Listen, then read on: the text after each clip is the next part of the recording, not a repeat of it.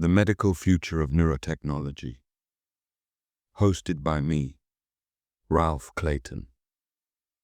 This episode is not about mind uploading. It is not about escaping the body. It is not about copying a human soul into a machine. That is the science fiction version of the story. The real trend is quieter, more clinical, more difficult, and in many ways, more important. The real trend is medical neurotechnology, brain-computer interfaces, closed-loop neurostimulation, neuroprosthetics, brain organoids, digital twins, neuromorphic twins, systems that do not try to replace the human brain, but try to listen to it, understand it, support it, repair its broken loops, and, when possible, restore a lost function. This is VTM Podcast. I'm Ralph Clayton, and today, in episode 14, we are talking about one of the most misunderstood frontiers in science, neurotechnology, not as fantasy, not as hype, but as medicine. For years, the public imagination has been captured by extreme ideas. Uploading a mind, merging humans with artificial intelligence, building a brain inside a computer, creating immortal digital consciousness. Those ideas are dramatic. They make headlines. They make movies. They make people either excited or terrified. But they are not where the most serious near-term progress is happening. The real movement is happening in hospitals, in rehabilitation labs, in neurosurgery units, in computational neuroscience, in prosthetics clinics, in epilepsy treatment, in Parkinson's disease, in spinal cord injury, in stroke recovery, in depression research, in brain modeling, in devices that can read neural signals, and in systems that can respond to those signals in real time. The key word is not immortality. The key word is restoration, restoring movement, restoring communication, restoring sensation, restoring adaptive control, restoring stability to a nervous system that has fallen into pathological rhythm.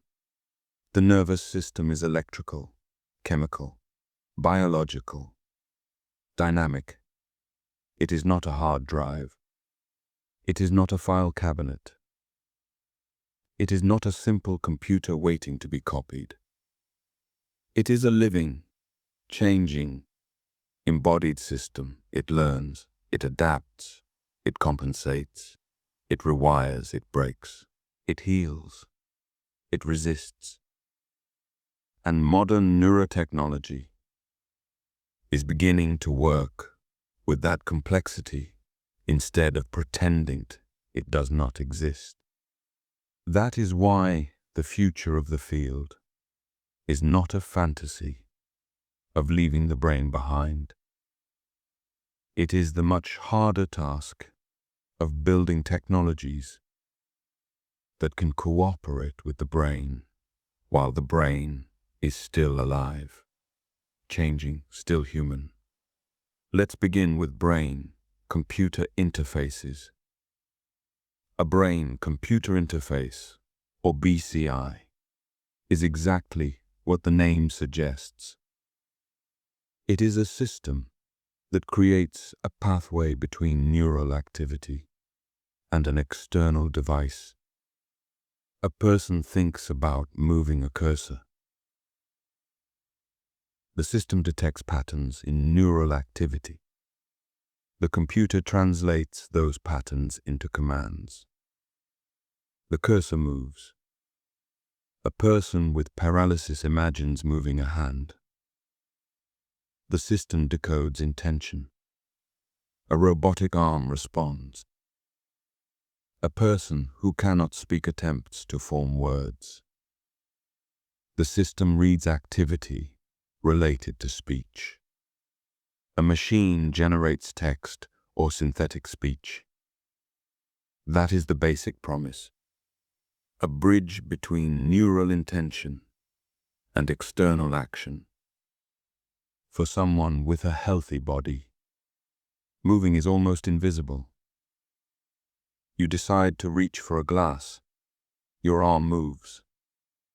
You decide to speak, words come out. You decide to walk, your body carries you. But for a person with paralysis, stroke damage, AS, spinal cord injury, or locked in syndrome, intention may remain, while the pathway to action is broken. The person may still want to move, still want to speak, still want to reach, still want to interact, but the signal cannot reach the muscles. A BCI tries to build a new pathway, not by curing everything at once, not by magically restoring the body, but by reading the signal where it still exists and routing it through technology. This is already profound, but the field is moving beyond one-way decoding. The old model was simple. Brain sends signal, computer reads signal. Device acts, that is open loop control. But the brain does not naturally operate in open loops. The brain acts and receives feedback. You move your hand, you feel pressure, you adjust grip, you speak, you hear your own voice, you correct tone, you walk. Your body reports balance, weight, tension, and motion. The nervous system is built from loops, perception and action, prediction and correction, command and feedback. That is why the next major frontier is closed-loop neurotechnology. A closed-loop system does not merely read from the brain. It reads, interprets, acts, measures the effect, and adjusts. In medicine, this can mean a device that detects abnormal neural activity and delivers stimulation only when needed. It can mean a neuroprosthetic limb that not only moves, but returns sensory information. It can mean a brain-computer interface that adapts to the patient's changing neural signals. It can mean a stimulation system that responds to tremor, mood state, seizure patterns, or movement intention in real time. The difference is crucial. An open loop system says, here is the same stimulation again and again. A closed loop system says, what is happening now? What does this patient need now? How should the system respond now? That shift changes the entire philosophy of treatment. Because the brain is not static. A patient is not static. Symptoms are not static. Neural signals drift. Medication levels change. Sleep changes. Stress changes. Plasticity changes the map. The disease itself changes over time. So the device must adapt. This is where artificial intelligence enters the story. AI, Enabled medical neurotechnology is not simply about decoding more signals. It is about making sense of signals that are noisy, personal, variable, and constantly changing. Every brain is different. Every injury is different. Every disease state has its own rhythm. A stimulation protocol that helps one person may not help another. A decoder trained on one day may perform worse the next day. A prosthetic interface may need recalibration. A brain state may look different depending on fatigue, medication, attention, or emotion. AI can help by learning patterns across time, by identifying useful features in neural data, by adapting decoders, by optimizing stimulation, by finding personalized settings, by making the system more responsive. But there is a serious challenge here. The more complex the AI becomes, the harder it can be to explain. And in medicine, explanation matters. A patient may ask, why did the device stimulate at that moment? A clinician may ask, why did the model change the setting? A regulator may ask, how do we know this system is safe? A researcher may ask, what did the model actually learn? If the answer is only, the model decided, that is not enough. Medical neurotechnology needs trust. And trust requires transparency. Not perfect transparency in every mathematical detail, but enough explainability for clinicians to understand risk. Enough traceability for researchers to reproduce results. Enough control for patients to know what is being done to their own nervous system. Enough humility to know when the model should not act. This is one of the great tensions of 2026 neurotechnology. The systems are becoming more intelligent, but medicine demands that intelligence remain accountable. Now, closed loop neurostimulation deserves special attention, because it may become one of the most practical near-term medical uses of advanced neurotechnology. Neurostimulation is not new. Doctors have used electrical stimulation in the nervous system for years. Deep brain stimulation can help some patients with Parkinson's disease and other movement disorders. Responsive neurostimulation can help some patients with epilepsy. Spinal cord stimulation can help with certain forms of chronic pain.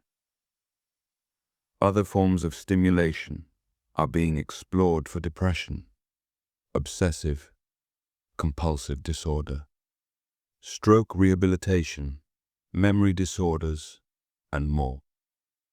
The basic idea is that abnormal patterns in the nervous system can sometimes be disrupted, corrected, or modulated by carefully delivered electrical stimulation. But traditional stimulation can be blunt. A device may stimulate according to a preset schedule, or at a fixed intensity, or in a fixed anatomical target, even when the patient's brain state changes. Closed loop stimulation tries to make therapy more precise. It listens before it acts. It detects a signal, a seizure-related pattern, a tremor, related rhythm, a marker of impaired movement, a neural signature of a pathological state. Then it responds, not constantly, not blindly, but contingently. The stimulation becomes part of a feedback system. This is powerful because the timing of stimulation can matter. The brain is rhythmic. Networks oscillate. Neurons fire in patterns. Plasticity depends on timing. A signal delivered at the wrong time may do little. A signal delivered at the right time may help reshape the loop. In rehabilitation, this is especially important. After stroke or injury, recovery depends partly on neuroplasticity. The brain must relearn. The body must remap. Surviving pathways must strengthen. New strategies must emerge. A closed loop BCI for rehabilitation can connect intention, feedback, and movement in a timed loop. The patient tries to move. The system detects the attempt. A device assists the movement. The patient sees or feels the result. The brain receives feedback that the intended action occurred. Over time, that loop may support plasticity. It is not magic. It is training, but technologically amplified training. A loop that tries to align neural intention with sensory feedback and physical outcome.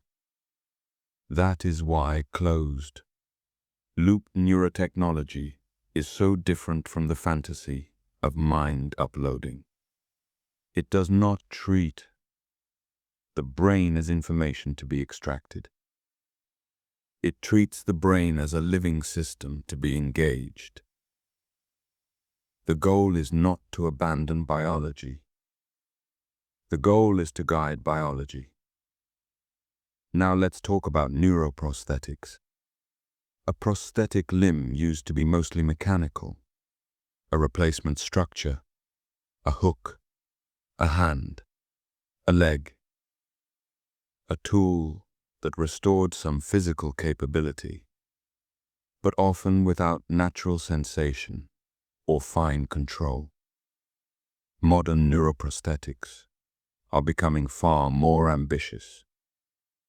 They aim to connect the prosthetic to the nervous system, to decode motor intention, to provide sensory feedback, to restore touch, to allow more natural control, to make an artificial limb feel less like an external tool and more like part of the body's action system.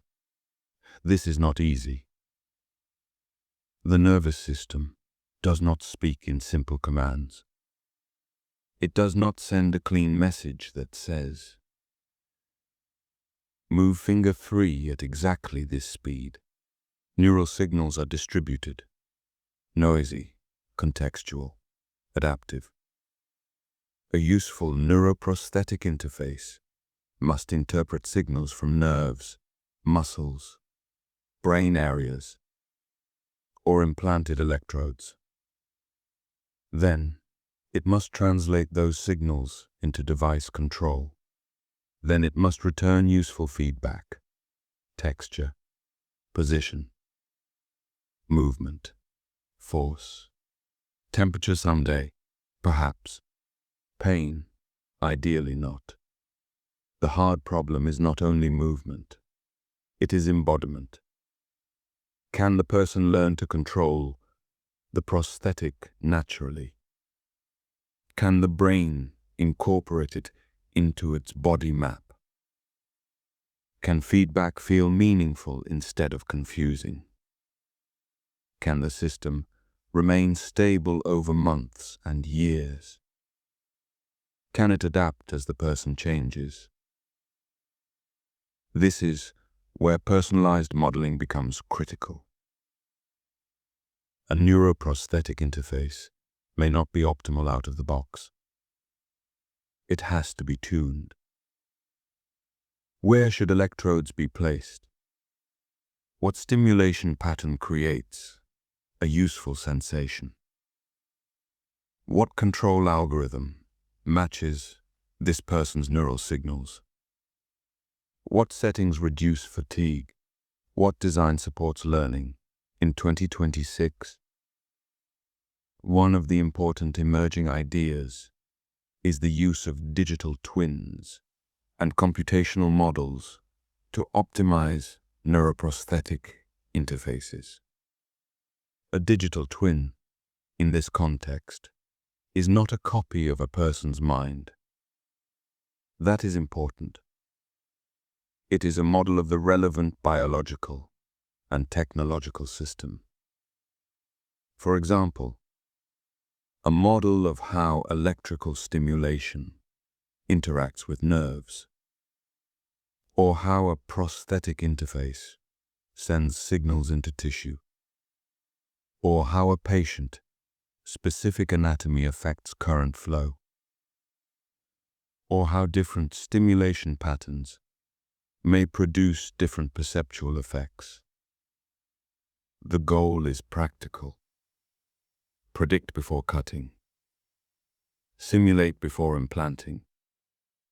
Personalize before trial and error becomes exhausting.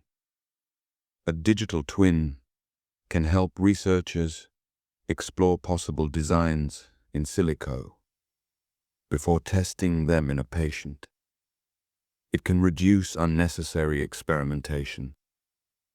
It can help tailor stimulation to individual anatomy. It can guide safer and more efficient neuroprosthetic development. Again, this is not science fiction immortality. It is clinical engineering. The twin is not the person. The twin is a tool, a model that helps doctors and engineers make better choices. Now there is a related but distinct concept that may become very important. Neuromorphic twins. Neuromorphic engineering is inspired by the nervous system.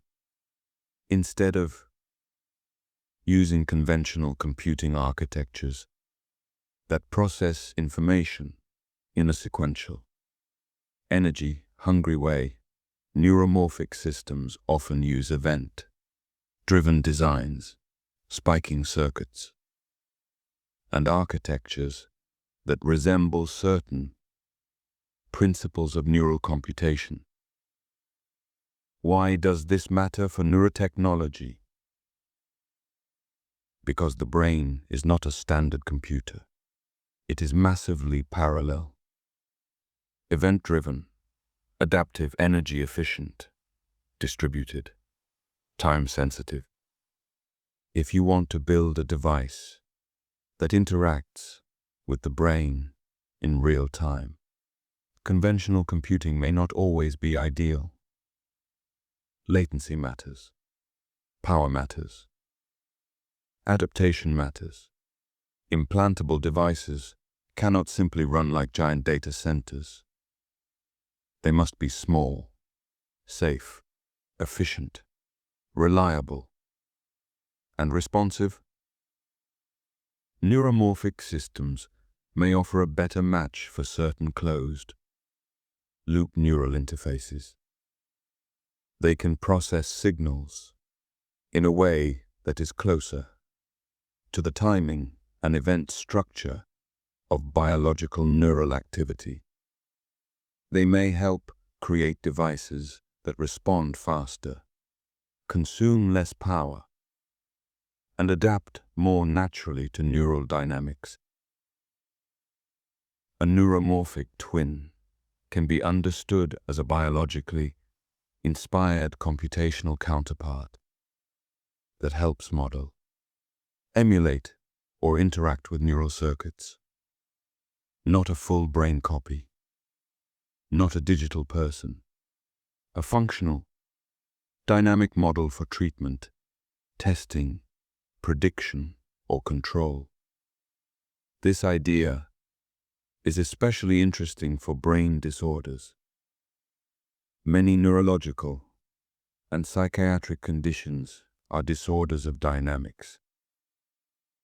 The problem is not always a single broken part.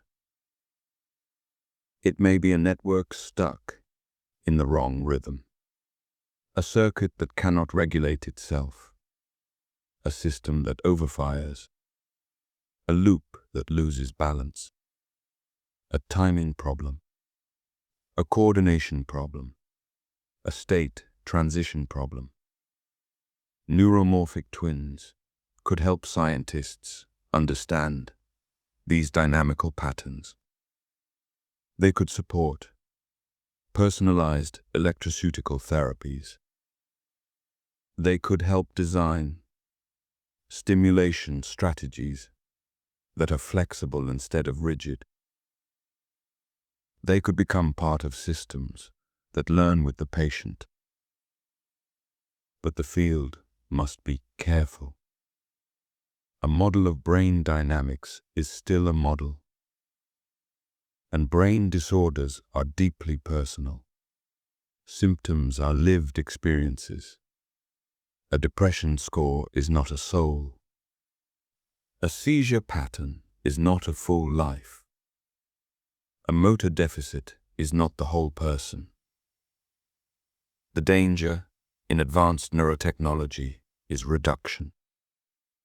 Reducing the person to signals. Reducing suffering to data.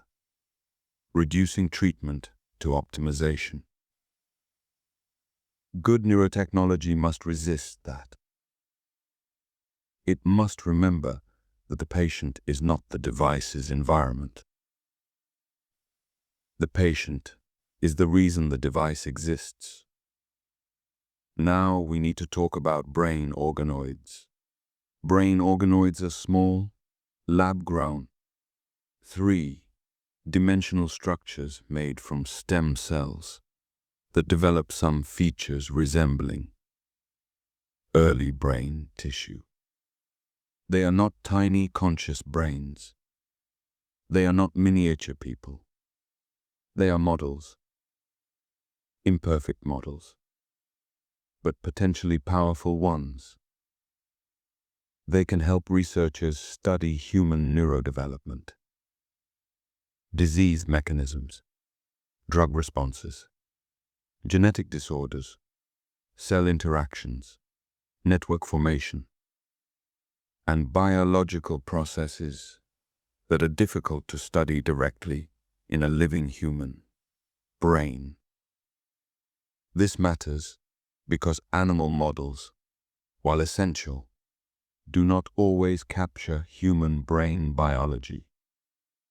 The human brain has unique developmental timing, cell types, architecture, and vulnerability.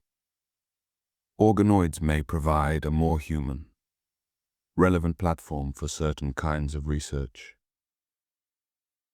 In neurotechnology, organoids sit at an interesting crossroads. They can support disease modeling. They can help test drugs. They can help explore how neural tissue grows and organizes. They may contribute to neural tissue engineering. They may one day help researchers study how biological neural systems interact with artificial interfaces. But organoids also raise ethical questions. As they become more complex, what limits should exist? How do we define morally relevant neural activity? When does a model remain a model? What kinds of experiments are acceptable? How should researchers monitor complexity? How do we communicate this to the public without causing either panic or false excitement. The responsible answer is not to sensationalize. Most organoids today are far from anything like a conscious brain. They lack the full architecture, body, sensory experience, blood supply, developmental environment, and integrated systems of an actual human brain. But the ethical questions are real, because the field is advancing, and science must govern emerging possibilities before they become emergencies. This is why 2026 neurotechnology is not only a technical frontier, it is a moral frontier. BCAs raise questions about agency. Closed-loop stimulation raises questions about control. Neuroprosthetics raise questions about identity and embodiment. Digital twins raise questions about data and representation. Neuromorphic systems raise questions about autonomy and medical decision-making. Organoids raise questions about biological models and moral boundaries. The future of neurotechnology will be decided not only by what we can build, but by what we can justify. Now, let's return to the biggest public misconception: mind uploading. The idea is emotionally powerful because it touches death. It touches identity. It touches memory. It touches the fear that the self may vanish. It touches the dream that consciousness might be preserved like software. But from a scientific point of view, mind uploading is not the practical center of neurotechnology. The brain is not merely its wiring diagram. It is not only synaptic connections. It is not only electrical spikes. It is also chemistry, glia, blood flow, body feedback, immune signaling development, experience, plasticity, embodiment, a living history.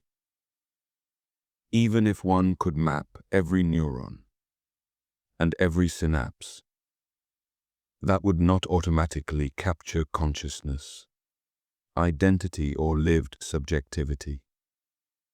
And we are nowhere near doing even that for a living human brain at full functional resolution. So, when people reduce neurotechnology to uploading, they miss what is actually happening. The field is not learning how to escape the body. It is learning how deeply the brain depends on the body. A brain-computer interface works because intention remains embodied. A neuroprosthetic works better when the body can incorporate feedback. Closed-loop stimulation works because timing and state matter. Rehabilitation works because the nervous system can adapt through practice. Organoids matter because biology matters. Digital twins matter because individual anatomy and dynamics matter. The real lesson of modern neurotechnology is not that the brain is easy to digitize. It is that the brain is more dynamic, more personal, and more biologically situated than simplistic computer metaphors ever allowed. That is why the medical path is so important. It begins with suffering. A person who cannot move. A person who cannot speak. A person whose seizures resist medication, a person whose tremor makes daily life difficult, a person with chronic pain, a person recovering after stroke, a person learning to use a prosthetic limb, a person whose nervous system needs help finding a more stable rhythm. Medical neurotechnology is built around these human problems, not around immortality, not around spectacle, around function, dignity, communication, independence, relief, and sometimes small gains that mean everything. A cursor moving across a screen, a word spoken by a synthetic voice, a hand closing around a cup, a sensation of touch returning through an artificial limb, a seizure interrupted before it spreads, a tremor reduced enough for someone to write their name, a rehabilitation loop that helps the brain relearn movement. These are not small miracles to the people living them. They are the real frontier. Now, the role of AI in all of this is growing. AI can improve decoding. It can support adaptive stimulation. It can help personalize prosthetic feedback. It can analyze complex neural data. It can help build patient-specific models. It can support digital twins. It can help closed-loop systems respond to changing brain states. It can make interfaces more usable. But AI must be constrained by medicine. A consumer AI tool can be wrong and annoying. A medical neurotechnology system can be wrong and dangerous. So the standards must be higher. Safety, validation, explainability, clinical oversight, patient consent, cybersecurity, data protection, device reliability, long-term monitoring, and the ability to turn the system off. That last point matters. When technology interacts directly with the nervous system, control is not optional. A patient must not become a passive object inside an automated loop. The loop must serve the person. The person must retain agency. This means consent cannot be a one-time signature. It must be an ongoing relationship. The patient should understand what the system does, what data it collects, what decisions it makes, what risks exist, who can access the data, how the device is updated, what happens if the company fails, what happens if the model changes, what happens if the patient wants the device removed or disabled. Neurotechnology enters intimate territory. Speech, sensation, memory, identity. That intimacy requires stronger ethics than ordinary software. It also requires better language. We should be careful with metaphors. A BCI is not telepathy. A neural decoder is not reading the soul. A digital twin is not a duplicate person. A brain organoid is not a little human in a dish. A neuromorphic device is not a brain.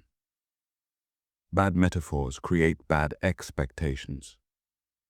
Bad expectations create hype, fear, exploitation, and disappointment. Good language helps the public understand what is truly possible. and what is not. So here is the cleanest way to frame the trend. The next wave of neurotechnology is about closed loops and personalization. Closed loops because the brain functions through feedback. Personalization because every nervous system is different. A future medical neurotechnology system may listen to a patient's neural state. Compare it to a personalized model. Deliver stimulation or assistance. Observe the response. Adjust in real time and learn over weeks, months, or years. That is the architecture. Sense, model, act, adapt. The same architecture appears across the field. In BCs, in adaptive neurostimulation, in neuroprosthetics, in rehabilitation, in digital twins, in neuromorphic systems, in AI, assisted clinical decision support. The whole field is moving from static devices to adaptive systems. From one-size-fits-all settings to patient-specific tuning. From open loop output to closed loop feedback. From mechanical replacement to biological cooperation. This is why neurotechnology is becoming one of the major scientific trends of 2026. Not because it has solved the brain. It has not. Not because mind uploading is around the corner. It is not. But because the field is becoming mature enough to focus on real clinical architectures, systems that can be tested, improved, regulated, personalized, and integrated into medical care. There is still a long road ahead. Many devices remain experimental. Many interfaces are invasive. Many algorithms are fragile. Many patients will not benefit equally. Some systems will fail. Some companies will overpromise. Some headlines will exaggerate. Some ethical debates will become heated. And the brain will continue to humble everyone who tries to simplify it. But progress is real. The direction is real. The need is real. And the human stakes are enormous.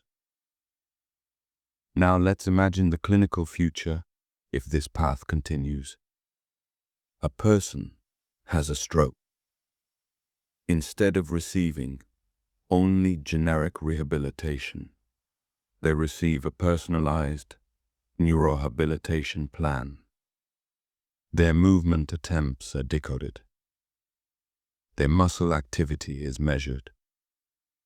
Their brain state is tracked.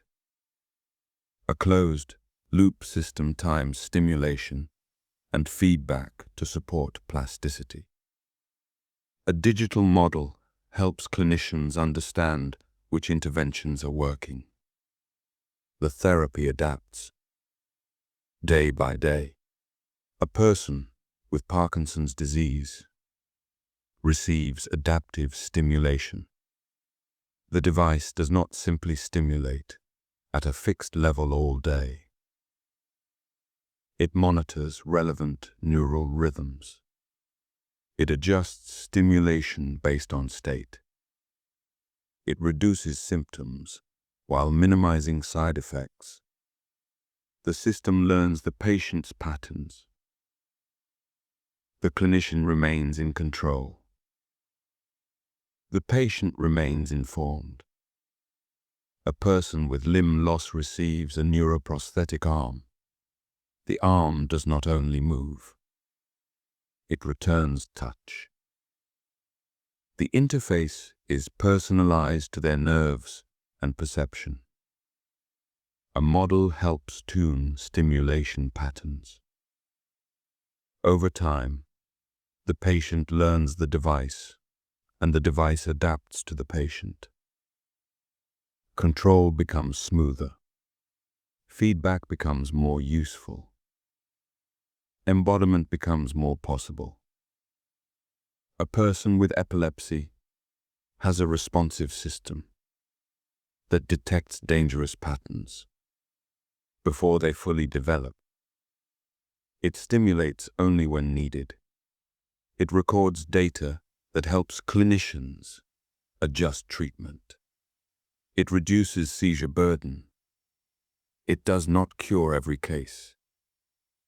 But for some patients, it changes daily life.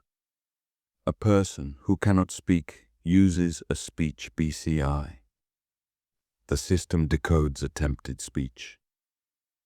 AI helps translate neural patterns into words. The voice output becomes faster, more natural, more personal. Communication returns. Not perfectly. Not for everyone. But enough to restore social presence. That is the point. Presence. The ability to act in the world. To communicate. To touch. To move. To participate. To regain some measure of control. The greatest promise of neurotechnology is not superhuman enhancement. It is returned agency. This is why the field deserves seriousness. It is not a toy. It is not a spectacle. It is not a shortcut to immortality. It is a medical frontier built around fragile human needs. But seriousness also means asking difficult questions. Who gets access? Will these technologies be available only to wealthy patients? Will insurance cover them? Will public health systems support them? Will patients in poorer countries be excluded? Will proprietary devices lock people into corporate ecosystems? Who owns neural data? Can neural data be supponeed? Can it be sold? Can it be used for advertising? Can employers or insurers demand access? Can a hacked device harm a patient? Can a software update change how someone moves, speaks, or feels? These questions sound dramatic, but they are practical. Once the nervous system becomes connected to software, cybersecurity becomes medicine. Privacy becomes medicine. Device governance becomes medicine. Software updates become medicine. Data rights become medicine. This is why neurotechnology cannot be governed like ordinary consumer electronics. A phone can be replaced. A neural implant is different. A wearable stimulator that affects mood, sleep, pain, or attention is different. A prosthetic limb integrated into body representation is different. A closed, loop brain system is different. The regulatory and ethical frameworks must match the intimacy of the technology. And yet, fear should not paralyze the field. The risks are real. But so is the suffering these systems may relieve. The right response is not rejection. It is responsible development. Strong clinical evidence, transparent communication, patient-centered design, equitable access, explainable AI where possible, human oversight where necessary, security by design, clear limits on data use, and a culture that values dignity over spectacle. The best neurotechnology will not be the one that makes the loudest claim. It will be the one that works reliably for real patients in real lives. There is also an important spectrum here. Some neurotechnology is invasive. It requires electrodes placed inside the skull, or on the surface of the brain, or near nerves, or inside the spinal system. Invasive systems can capture richer signals and deliver more targeted stimulation, but they also carry surgical risk, infection risk, hardware risk, long-term maintenance questions, and deep ethical responsibility. Other neurotechnology is non-invasive. It uses EEG, wearables, magnetic stimulation, ultrasound, electrical stimulation through the skin, motion sensors, eye tracking, muscle signals, voice signals, behavioral data. Non-invasive systems are usually safer and easier to deploy, but they often have weaker signals, lower resolution, more noise, and less precise control. The future will not be one side winning completely. It will be a spectrum. For severe paralysis, invasive BCAs may be justified. For rehabilitation, hybrid systems may combine EEG, muscle signals, robotics, and feedback.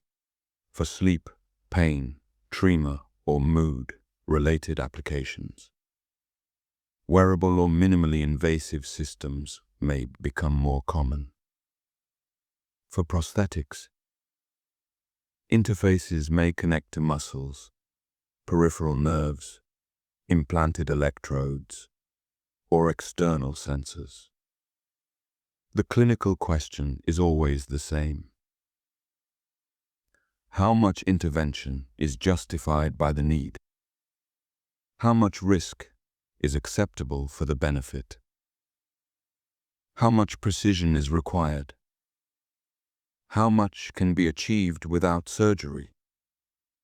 A responsible field does not ask only what is technically impressive.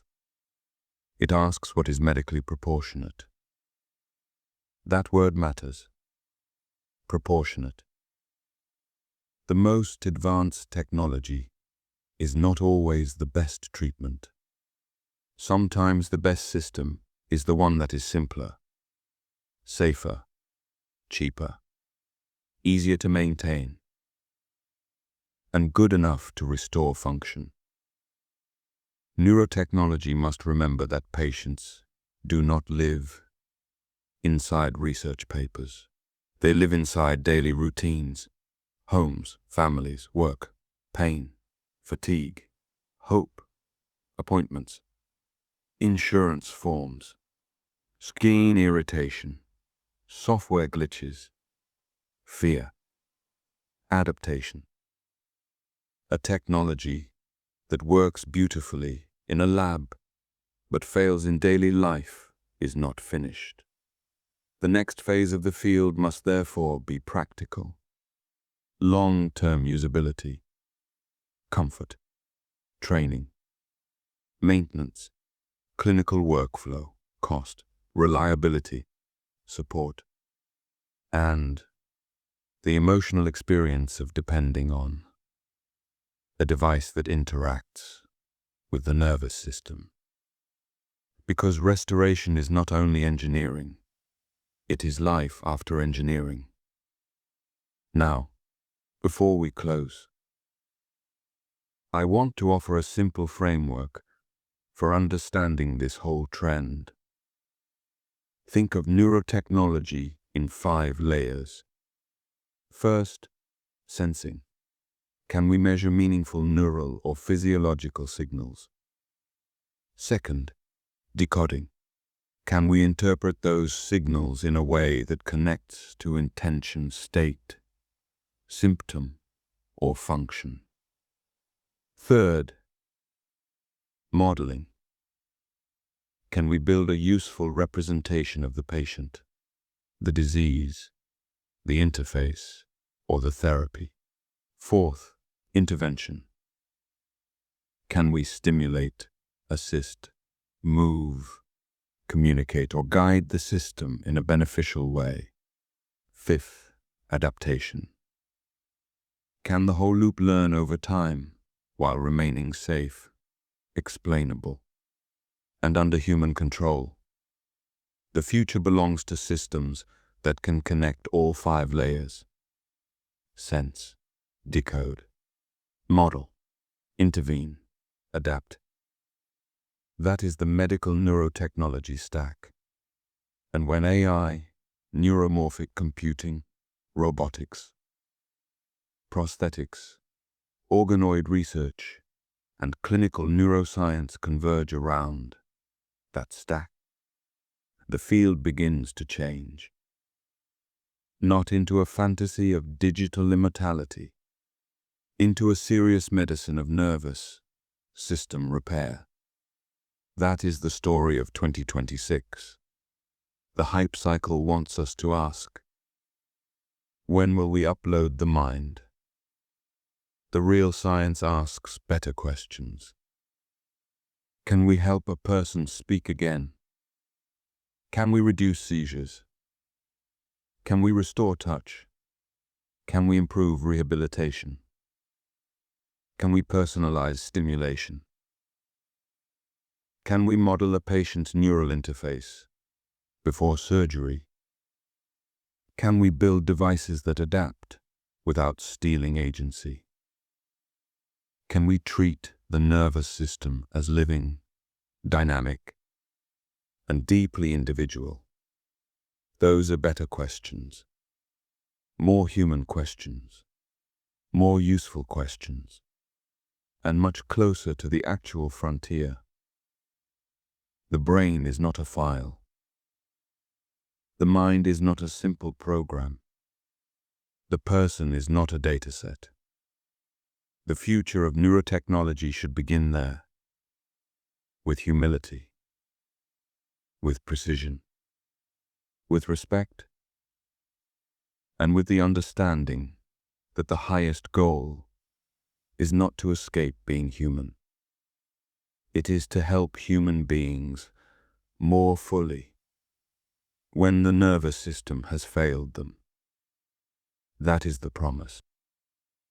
Not immortality in a server, not consciousness copied into code, but a hand that moves, a voice that returns, a seizure that stops, a tremor that quiets, a body that learns again, a patient who gains back one more piece of the world. And in medicine, one piece of the world can be everything. This has been VTM Podcast, Episode 14. I'm Ralph Clayton. Thank you for listening. Until next time, keep questioning the future before it becomes the present.